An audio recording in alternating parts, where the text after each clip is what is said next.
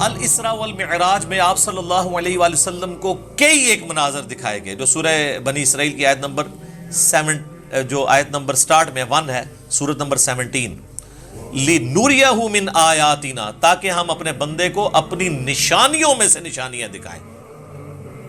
وہ نشانیاں کون سی تھی؟ نمبر 1 سٹارٹ ہوا شق الصدر سے، آپ علیہ السلام کا سینہ چاک کیا گیا، بخاری مسلم میں آتا ہے، اور جنت سے سونے کا تشت لا کے آب زمزم کا پانی ڈال کے جبرائیل علیہ السلام نے نبی علیہ السلام کا دل جو ہے وہ دھویا۔ نمبر 2 آپ صلی اللہ علیہ وآلہ وسلم کو، چونکہ آپ مکے میں تھے، ابھی مدینہ آپ نے جانا تھا، راستے میں ایک شہر میں اتارا گیا اور جبرائیل نے کہا کہ یہ طیبہ ہے، مدینہ، جو آپ کا مسکن عنقریب بننے والا ہے ہجرت کے بعد۔ حضور کو اس وقت تک نہیں پتا تھا کہ یہاں سے تو میری دعوت جو ہے وہ ایسی لانچ ہوگی کہ رومن اور پرشین امپائر بھی کچھ نہیں جائیں گی۔ نمبر 3 پھر آپ کو کوہ طور پہ لے جایا گیا، انبیاء کے مقامات پہ، سب سے پہلے نبی علیہ السلام کا اپنا مسکن، اس کے بعد پھر طور سینا کے اوپر، اور کہا گیا کہ یہ وہ ہے جہاں پہ اللہ تعالیٰ نے حضرت موسیٰ علیہ السلام سے کلام کیا تھا۔ نمبر 4 بیت اللحم لے جایا گیا، بیت المقدس میں ایک جگہ ہے جہاں پہ حضرت عیسیٰ علیہ السلام کی ولادت ہوئی تھی، تو وہ جگہ بھی دکھائی گئی۔ لہٰذا اس سے امام ابن تیمیہ کے اس عقیدے کا رد ہوا کہ انبیاء کی جو بیٹھنے کی جگہ ہیں ان کا وزٹ کرنا یہ نعوذ باللہ کوئی بدعت ہے، نبی علیہ السلام کو تو خود کروائی جا رہی ہے یہ ساری چیزیں، الحمدللہ۔ اور صحیح بخاری میں اوپر تلے 10 احادیث ہیں کہ عبداللہ بن عمر اپنے سفر حج کے دوران ان جگہوں پر نماز پڑھا کرتے تھے جہاں پہ نبی علیہ السلام کے ساتھ جب انہوں نے سفر کیا تھا تو جہاں جہاں اتر کے نماز پڑھی تھی۔ تو اس میں امام بخاری نے باب باندھا ہے کہ نبی علیہ السلام کی جگہوں کو تلاش کر کے وہاں پہ نماز پڑھنا، حتیٰ کہ مسند احمد میں آتا ہے کہ وہ اس جگہ پہ پیشاب بھی کرتے تھے جہاں نبی علیہ السلام نے اپنے سفر حج میں پیشاب کیا تھا۔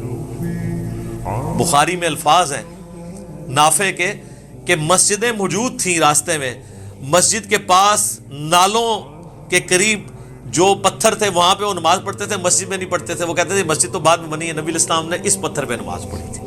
یہ اتباع سنت کا جذبہ تھا۔ تو ظاہر نبی علیہ السلام سے لیا۔ 4 چیزیں ہوگی جی، شق الصدر، مدینہ شریف دکھایا گیا، طور سینا، بیت اللحم، اور اس کے بعد صحیح مسلم میں آتا ہے قبر موسیٰ دکھائی گئی۔ نبی علیہ السلام کہتے ہیں میں نے سرخ ٹیلے کے پاس موسیٰ علیہ السلام کو ان کی قبر میں نماز پڑھتے ہوئے دیکھا، اور اگر میں گزروں میں تمہیں وہ قبر بھی دکھا سکتا ہوں۔ وَقَائِمٌ يُصَلِّي فِي قبری، وہ کھڑے اپنی قبر میں نماز پڑھ رہے تھے، لیکن یہ معاملہ ہے برزخی، حیات انبیاء کے اوپر یہ ثبوت ہے لیکن برزخی معاملہ۔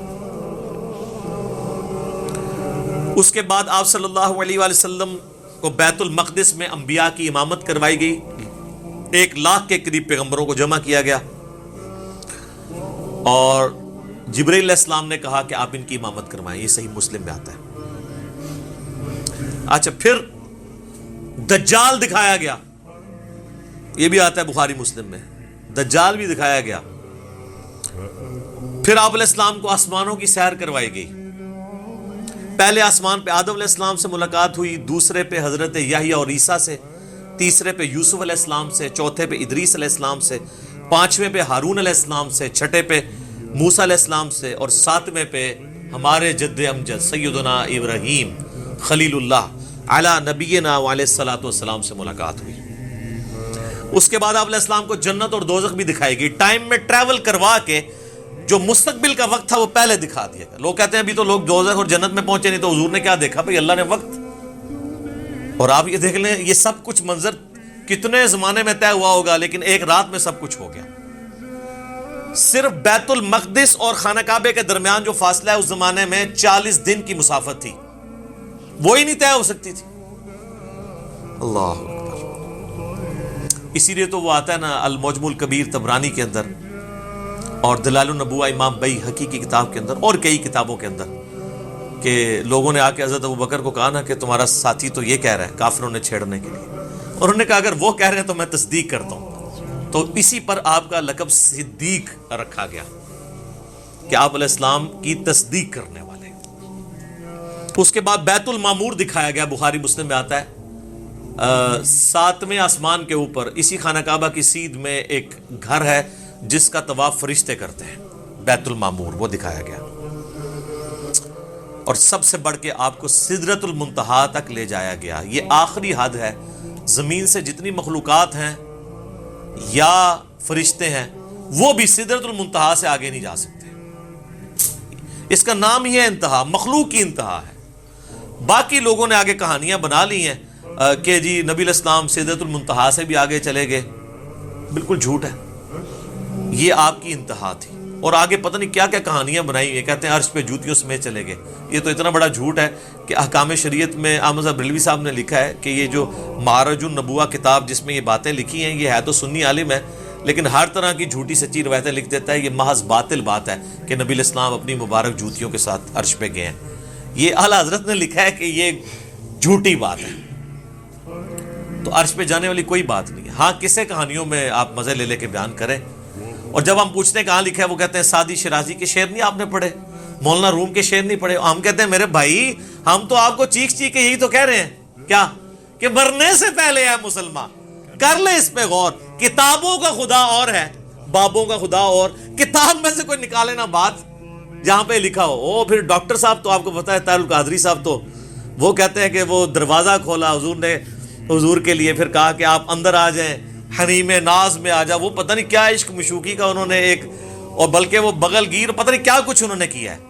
اور طارق جمیل صاحب نے بھی اسی سے ملتی جلتی باتیں کی ہیں. وہ قاب قوسین او ادنا وہ پوری کر کے بتاتے ہیں.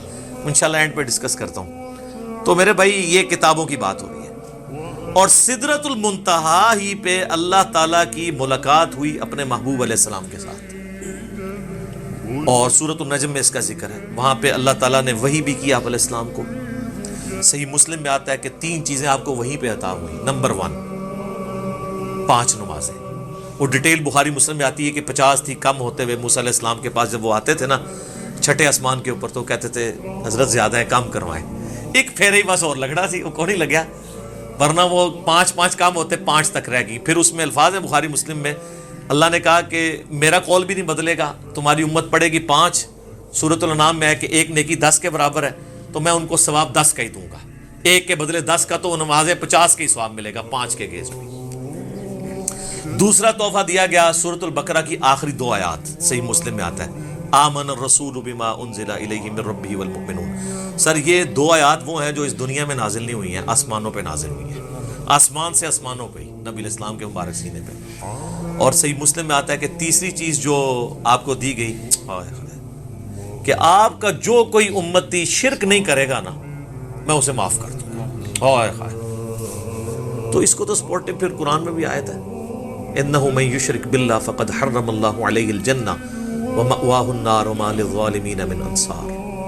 بے شک جو کوئی اللہ کے ساتھ شرک کرے گا اللہ اس گناہ کو کبھی معاف نہیں کرے گا. اس پہ جنت حرام ہے، اس کا ٹھکانہ دوزخ ہے اور وہاں اس کا کوئی مددگار نہیں ہوگا. حتیٰ کہ بخاری مسلم کی حدیث ہے کہ اللہ نے ہر نبی کو کوئی نہ کوئی دعا دی تھی، اس نے اس دنیا میں ہی دعا کر لی. حضرت نوح نے دعا کی، اس کی وجہ سے ان کی قوم ہلاک ہوگی. میں نے اپنی دعا چھپا کے رکھی ہے قیامت کے دن کے لیے. میں اس دعا سے اپنی امتیوں کے لیے شفاعت کی دعا کروں گا اور میری دعا سے ہر میرے امتی کو نفع پہنچے گا سوائے اس شخص کے جس نے دنیا میں اللہ کے ساتھ شرک کیا. شرک is the most sensitive issue in the sight of Allah. اللہ اکبر. تو یہ 3 گفٹ آپ علیہ السلام کو ملے، 5 نمازیں، سورۃ البقرہ کی آخری 2 آیات، اور جو شرک نہیں کرے گا اس کی مغفرت. الاسراء والمعراج میں جو معراج والا پورشن ہے اس میں سب سے زیادہ کنٹروورشل چیز جو آپ نے سوال میں بھی کی وہ ہے نبی علیہ السلام نے کیا شب معراج اللہ تعالیٰ کو دیکھا تھا یا نہیں. اب اس کا جواب ہاں یا نہ میں دینا تو بہت بڑی آزمائش ہے مسلمانوں کے لیے جب تک کہ آپ پورا مقدمہ ان کو نہیں سمجھاتے کہ نبی علیہ السلام نے فرمایا کہ اللہ کا اپنی مخلوق سے جو پردہ ہے وہ نور کا پردہ ہے. اگر وہ نور کا پردہ ہٹ جائے تو مخلوق تباہ و برباد ہو جائے، تجلی کی تاب نہیں لا سکتی. تو وہ جو آیا مسلم میں کہ میں نے نور دیکھا تھا تو وہ کیا تھا؟ اللہ اور محمد رسول اللہ کے درمیان وہ پردہ تھا. کیونکہ اگلی حدیثوں میں آتا ہے کہ نور وہ پردہ ہے، ورنہ تو کہتے میں نے اللہ کا نور دیکھا. کہا میں نے ایک نور دیکھا تھا. اور 443 میں کیا ہے کہ میں اسے کیسے دیکھ سکتا ہوں، وہ تو نور ہے. اس کا اپنا نور نہیں دیکھا، پردے والا نور دیکھا. وہ ہٹ جائے تو مخلوق تباہ و برباد ہو جائے. بالکل کلیئر کٹ ہے. اچھا یہ تو ہوگی وہ والی دوسری والی رائے اور اس کی ایکسپلینیشن. اب اینڈ پہ میں آپ کو اپنی اماں کی رائے بتاتا ہوں جو آپ کو ہضم نہیں ہونی کبھی بھی. سر اماں نے جو کیا ہے نا اس امت کے ساتھ احسان، اور صوفیوں کے ساتھ ان کے سارے عقیدوں کو پیسیفک اوشن میں پھینک دیا. بخاری اور مسلم دونوں میں حدیث ہے. اما عائشہ تو انس ابن مالک، ابن عباس، ابن مسعود، ابو ذر غفاری، ابو سعید خدری جو یہ حدیثیں بیان کر رہے ہیں ان سب کو پیچھے چھوڑ جاتی ہیں. یہ آیات میں تو صحابہ کی آراء ہے نا، اور اماں خود کہہ رہی ہیں کہ ان آیتوں کے بارے میں وہ پہلی امتی ہوں جنہوں نے رسول اللہ سے ڈائریکٹ ان آیات کی تفسیر پوچھی ہوئی ہے. تو اب پیچھے کوئی چیز رہ جاتی ہے؟ تو سر مرنے سے پہلے اے مسلمان کر لے اس پہ غور. کتابوں کا خدا اور ہے، بابوں کا خدا اور. تو سر یہ صحیح بخاری شریف انٹرنیشنل نمبر 4855، اور سر یہ صحیح مسلم شریف انٹرنیشنل نمبر 439 میں اما عائشہ کی ڈیٹیل حدیث ہے. اما عائشہ کے 5 عقیدے، میرا ایک کلپ پہلے کا چڑھا ہوا ہے، اس میں اما عائشہ نے جو عقائد بیان کی ہیں وہ متقاضی ہے کہ میں ورڈ بائی ورڈ وہ حدیث بیان کروں، اور اس کے بعد قلم ٹوٹ جاتا ہے. اس پہ میں اس کو کنکلوڈ کرتا ہوں. صحیح مسلم میں 439 نمبر حدیث. سر یہ مسلم شریف ہے جو پڑھی ہوئی نہیں ہے، پڑھی ہوئی بھی ہے. اس میں 439 نمبر حدیث انٹرنیشنل نمبر کے مطابق ورڈ بائی ورڈ سنیں، اور میں تو پھر اپنے سٹائل میں بیان کروں گا، ٹھیک ہے، تاکہ آپ کو مزہ بھی آئے، آپ اس زمانے میں پہنچیں. اما عائشہ کا بڑا پیار تھا اس مسروق تابعی کے ساتھ، اور یہ بھی اتنا لاڈلا تھا اس نے اپنی بیٹی کا نام بھی عائشہ رکھا ہوا تھا. یہ بڑا مشہور تابعی ہے، بخاری مسلم میں درجنوں حدیث ہے. تو کہتے ہیں کہ ایک دن میں تکیہ لگائے بیٹھا تھا تو اماں نے اندر سے آواز دی اور کہا اے ابو عائشہ. یہ پیار سے بلایا، کنیت. یہ یعنی عرب میں جب کسی کو پیار سے بلانا ہوتا تھا اس کا نام نہیں لیا جاتا تھا، کنیت کے ساتھ بلایا. اے ابو عائشہ، جو بھی 3 باتوں میں سے کسی ایک کا بھی قائل ہوا اس نے اللہ پہ بہت بڑا جھوٹ باندھا. اب سر نبی کی بیوی، امت کی ماں، ایک اپنے سٹوڈنٹ کو دین سکھا رہی ہیں، پوچھنے پہ نہیں خود سے بتا رہی ہے کہ میرے پاس بنیادی عقائد ہیں، تم لے لو. اب وہ مسروق تابعی کہتے ہیں میں تکیہ لگا کے بیٹھا ہوا تھا تو میں سیدھا ہو گیا کہ کون سی 3 باتیں ہیں جو اللہ کے اوپر کوئی باندھ دے تو وہ جھوٹا ہے، کہیں میرے اندر نہ پائی جاتی. آپ پہ تو فرق نہیں پڑتا، آپ کے آگے سے قرآن گزر جائے، بخاری گزر جائے، مسلم گزر جائے، کیوں؟ وہ آپ بابوں کے دین کے اوپر ہیں. ٹھیک ہے، تو اس لیے ہم آپ سے ریکویسٹ کرتے ہیں کہ مرنے سے پہلے اے مسلمان کر لے اس پہ غور. کتابوں کا خدا اور ہے، بابوں کا خدا اور جب تو غور کرے گا تیرے اندر سے آواز اٹھے گی، کیا کہ نہ میں وابی، نہ میں بابی، میں ہوں مسلم علمی کتابیں. تو میں نے کہا کہ وہ 3 باتیں کون سی ہیں؟ انہوں نے کہا پہلی بات، جو کوئی یہ عقیدہ رکھتا ہے کہ محمد صلی اللہ علیہ وآلہ وسلم نے اپنے رب کو دیکھا تو اس نے اللہ پر بہت بڑا جھوٹ باندھا. لو جی سارے صوفی وڈے کے جے صوفی دے کہندے نسی ویکھیا ہے، بتایا نہیں بازید بستامی نے دعویٰ کیا ہے. ہوئے ہوئے ہوئے.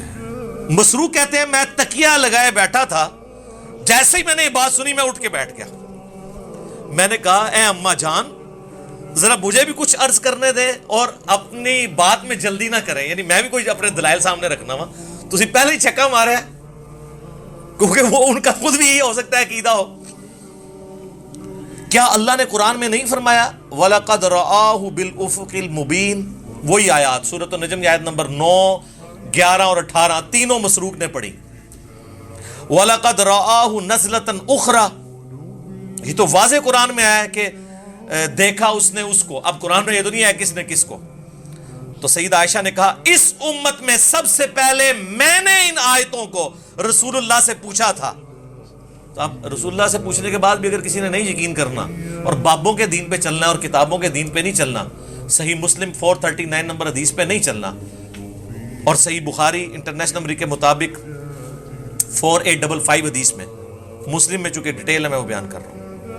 اچھا جی سن لیں، آپ جو رسول اللہ کو مانتا ہے اس کے لیے میں بیان کر رہا ہوں، جو بابوں کو مانتا ہے اس کے لیے تو میں کچھ نہیں کر سکتا. تو آپ علیہ السلام نے فرمایا کہ ان آیات میں مراد جبرائیل علیہ السلام ہے، یعنی میں نے جبرائیل علیہ السلام کو دیکھا، میں نے ان کو ان کی اصلی صورت پر دیکھا، اور 2 بار ایسا ہوا۔ ان آیات میں اسی کا ذکر ہے کہ ان کو وہ اس وقت وہ اتر رہے تھے آسمان سے، اور ان کے تن و توش کی بڑائی نے آسمان سے زمین تک روک رکھا تھا، افق پہ پھیلے ہوئے تھے، وہی جو عبداللہ ابن مسعود نے کہا۔ اب یہ سیدہ عائشہ نے جو یہ حدیث بیان کی ہے نا کہ نبی علیہ السلام سے خود ہی پوچھ لیا تو ان کا جبرائیل ہے، تو اما عائشہ اب مزید علمی دلائل سامنے رکھ رہی ہیں اسی عقیدے پہ۔ سورۃ الانعام کی آیت نمبر 103 پڑھی، لا تدرکہ الابصار وہو یدرک الابصار، جو ہم پہلے ڈسکس کر چکے ہیں۔ نگاہیں اس کا احاطہ نہیں کر سکتی، وہ نگاہوں کا احاطہ کر لیتا ہے۔ اور کہا مسروق تو نے یہ آیت نہیں قرآن کی پڑھی ہوئی؟ اور کیا تو نے یہ نہیں سنا کہ اللہ فرماتا ہے وما کان لبشر ان یکلمہ اللہ الا وحیا او من وراء حجاب او یرسل رسولا، سورہ شورى کی آیات، کہ کسی انسان کی تو یہ اہلیت ہی نہیں ہے کہ اللہ تعالیٰ اس سے کلام کرے سوائے اس کے کہ اس پہ وحی کر دے، یعنی چپکے سے اس کے دل میں بات ڈال دے، یا حجاب میں گفتگو کرے جس طرح کہ سدرۃ المنتہا پہ ہوئی، یا اس کی طرف کوئی رسول بھیجے یعنی جبرائیل علیہ السلام کو پیغمبر۔ تو حضرت عائشہ نے اپنی دلیل میں رسول اللہ کی بات بھی کی اور قرآن کی آیات بھی کوٹ کی، اور اماں تو سیدھی آیتیں ہی کوٹ کرتی تھی، حدیث بھی کوٹ کی ہے نا، کہہ دو اماں منکرین حدیث میں سے تھی، نہیں، پہلے انہوں نے حدیث کوٹ کی ہے، بعد میں قرآن کی آیات کوٹ کی ہے۔ مسروق دوسری بات یہ ہے کہ جو کوئی خیال کرے کہ رسول اللہ صلی اللہ علیہ وآلہ وسلم نے اللہ کی کتاب میں سے کچھ حصہ چھپا لیا تھا تو اس نے بڑا جھوٹ باندھا۔ اب ایسی سلسلہ خاص گلاں خاص نو، میرا پچھلے دن کلپ ریکارڈ ہو گیا حضرت ویسے کرنی والا اور علم لدنی والا، حضرت خضر علیہ السلام والا، وہ دیکھ لو، میں ساری کہانیاں نہ کھولی ہیں، تخت بلقیس والا بھی دیکھ لیں، سب کچھ ٹھپے گئے نے۔ تو اما عائشہ کہتی ہیں جس نے کہا نا رسول اللہ نے کچھ چھپا لیا تھا، یہ بھی کہتے ہیں خاص باتیں خاص لوگوں کو بتائی تھی، اس نے بھی اللہ پر جھوٹ باندھا۔ کیا تم نے قرآن میں اللہ کا فرمان نہیں سنا، یا ایھا الرسول بلغ ما انزل الیک من ربک وان لم تفعل فما بلغت رسالتہ، اے رسول اللہ جو آپ کی طرف نازل ہوا ہے اللہ کی طرف سے وہ اپنی امتیوں تک پہنچا دیں، اور اگر آپ نے نہ پہنچایا اس کو تو آپ نے رسالت کا حق نہیں ادا کیا۔ تو رسول اللہ نے سارا دین سب کو ٹرانسفر کیا۔ علم لدنی پہ میرا حضرت خضر علیہ السلام والا کلپ دیکھ لیں، میں نے پوری ان کی کہانیاں کھول کھول کے بیان کی ہیں بخاری مسلم سے، وہاں بھی آیت کوٹ کی تھی۔ اچھا، اور پھر کا مسروق تیسرا عقیدہ یہ ہے کہ جو کوئی کہے کہ رسول اللہ یہ جان لیتے تھے کہ کل کیا ہونے والا ہے، یعنی آئندہ کا حال، علم غیب، تو اس نے بھی اللہ پر جھوٹ باندھا، کیونکہ اللہ تعالیٰ قرآن میں فرماتا ہے قُلْ لَا يَعْلَمُ مَنْ فِي السَّمَاوَاتِ وَالْأَرْضِ الْغَيْبِ إِلَّا اللَّهُ، اے نبی فرما دو آسمانوں اور زمین میں غیب کو کوئی نہیں جانتا سوائے اس کے۔ ہاں اس کے بتانے سے اگر کوئی غیبی خبر دے وہ الگ معاملہ ہے، لیکن مطلقاً علم الغیب اس کے ساتھ خاص ہے، عالم الغیب وہ ہے۔ اماں نے جناب تینوں عقیدے کلیئر کرتے، اور یہ بھی کہا کہ رسول اللہ صلی اللہ علیہ وآلہ وسلم سے میں نے خود تصدیق کی ہے، اور پھر قرآن کی آیات بھی